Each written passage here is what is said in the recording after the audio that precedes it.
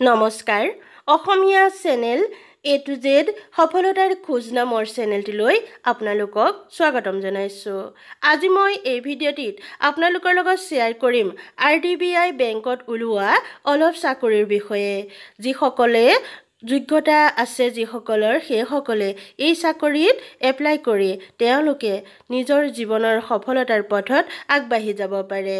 আহকচোন জানো বেংকত কি বাৰু চাকৰি ওলাইছে আৰু যোগ্যতা কিমান লাগে আৰু কেনেকৈ এপ্লাই কৰিব লাগিব সকলোখিনি মই ইয়াতে ভালদৰে ক'ম। এনেকুৱা চাকৰি সম্বন্ধীয় ভিডিঅ' যদি পাই থাকিবলৈ আপোনালোকে ইচ্ছা কৰে, এইটো মোৰ প্ৰথম ভিডিঅ', যদি বিচাৰে তেতিয়াহ'লে মোক কমেণ্টত লিখিব। দৈনিক যিমান পাৰোঁ মই খবৰ আপোনালোকক দিবলৈ চেষ্টা কৰি যাম। এতিয়া আহক খালী হৈ থকা পদসমূহৰ বিষয়ে জানো। ভাৰতৰ আগশাৰীৰ বেংক প্ৰতিষ্ঠান RDBI বেংকত খালী হোৱা বিভিন্ন পদ পূৰণৰ বাবে অৰ্হতা সম্পন্ন প্ৰাৰ্থীৰ পৰা আবেদন বিচৰা হৈছে। মুঠ পদৰ সংখ্যা হৈছে 920টা। ইয়াৰে 500টা এছিষ্টেণ্ট মেনেজাৰ পদ।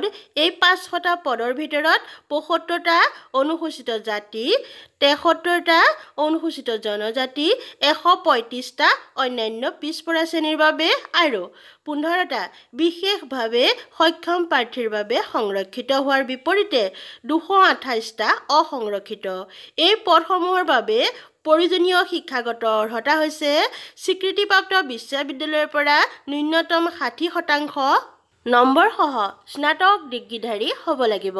অৱশ্যে অনুসূচিত জাতি, জনজাতি আৰু বিশেষভাৱে সক্ষম প্ৰাৰ্থীয়ে 55% নম্বৰ পালেও হ'ব। প্ৰাৰ্থীৰ বয়স 2019 চনৰ 1 মাৰ্চলৈ 21ৰ পৰা 28 বছৰৰ ভিতৰত হ'ব লাগিব। অন্যহাতে মুঠ পদৰ ভিতৰত 300টা পদ এক্সিকিউটিভ। ইয়াৰে 173টা অসংৰক্ষিত হোৱাৰ বিপৰীতে 45টা অনুসূচিত জাতি, 22টা অনুসূচিত জনজাতি, 81টা অন্যান্য পিছপৰা শ্ৰেণী আৰু 9টা পদ বিশেষভাৱে সক্ষম শ্ৰেণীৰ বাবে সংৰক্ষিত। এই পদৰ বাবে প্ৰাৰ্থী ন্যূনতম 50% নম্বৰ সহ স্নাতক ডিগ্ৰীধাৰী হ'ব লাগিব। অৱশ্যে অনুসূচিত জাতি, জনজাতি আৰু বিশেষভাৱে সক্ষম প্ৰাৰ্থীয়ে 45% নম্বৰ পালেও হ'ব। প্ৰাৰ্থীৰ বয়স 2019 চনৰ 1 মাৰ্চলৈ 20ৰ পৰা 25 বছৰৰ ভিতৰত হ'ব লাগিব। মুঠ পদৰ ভিতৰত 120টা স্পেচিয়েলিষ্ট অফিচাৰ। ইয়াৰে 1টা GOM, 6টা DGM, 63টা AGM আৰু 77টা মেনেজাৰ পদ। এই পদসমূহৰ বাবে প্ৰাৰ্থীৰ ন্যূনতম BE BTech ডিগ্ৰীধাৰী হ'ব লাগিব। আগ্ৰহী অৰ্হতা সম্পন্ন প্ৰাৰ্থীসকলে অনলাইন যোগে এই পদসমূহত আবেদন কৰিব পাৰিব। অনলাইন যোগে আবেদনৰ সময়ত 700 টকাৰ মাচুল ইণ্টাৰনেট বেংকিং, ডেবিট কাৰ্ড আৰু ক্ৰেডিট কাৰ্ড বা মোবাইল ৱালেটৰ সহায়ত আদায় দিব লাগিব।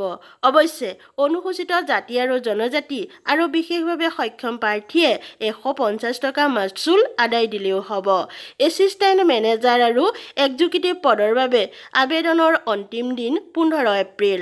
অৱশ্যে স্পেচিয়েলিষ্ট অফিচাৰ পদৰ বাবে আবেদনৰ অন্তিম দিন এতিয়াও ঘোষণা কৰা হোৱা নাই। আগ্ৰহী প্ৰাৰ্থীসকলে অনলাইন যোগে আবেদন কৰিবলৈ নাইবা ইয়াৰে বিশেষ সবিশেষ জানিবলৈ www.idbi.com ৱেবছাইটৰ সহায়ত সকলোখিনি তথ্য সংগ্ৰহ কৰিব পাৰিব।